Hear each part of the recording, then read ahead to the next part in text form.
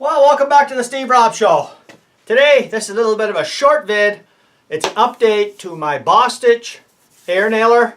Guys, I looked at the last vid and I read all the comments. And guys, I really didn't like the way that this bump feed works.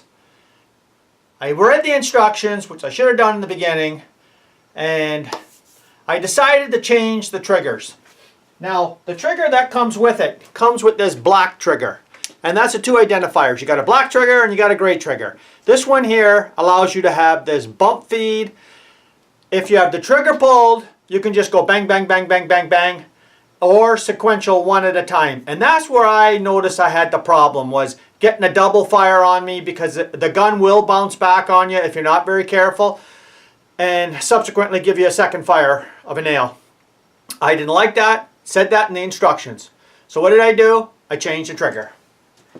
Guys, it comes with a second trigger, and this is it right here, the second trigger right here. And that's the way to go as far as I'm concerned.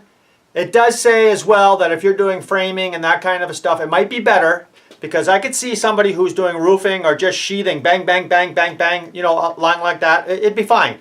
But for me, I like to have more control over it. And I like to just pull the trigger, bang, pull the trigger, bang. The sequential fire thing, I really don't care for it that much.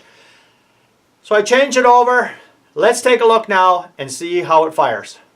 Okay, so here we are as before, except got the trigger changed. And you notice there's no more bump feature. And that's exactly the way I'd like it. I'll show you how it goes in now. I find I'm going to have a lot more control over it.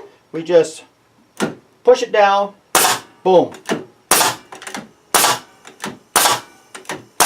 Well, there you go, guys. Just thought I'd throw in a couple of nails and just show you how different it is now.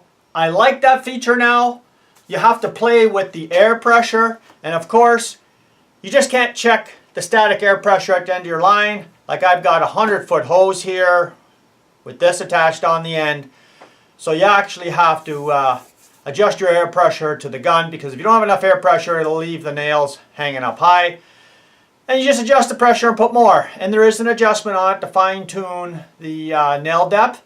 And that's about it, guys. Thanks for joining in. If you haven't seen this channel before, subscribe. Come back again. Guys, let's have some more fun. Bye, guys.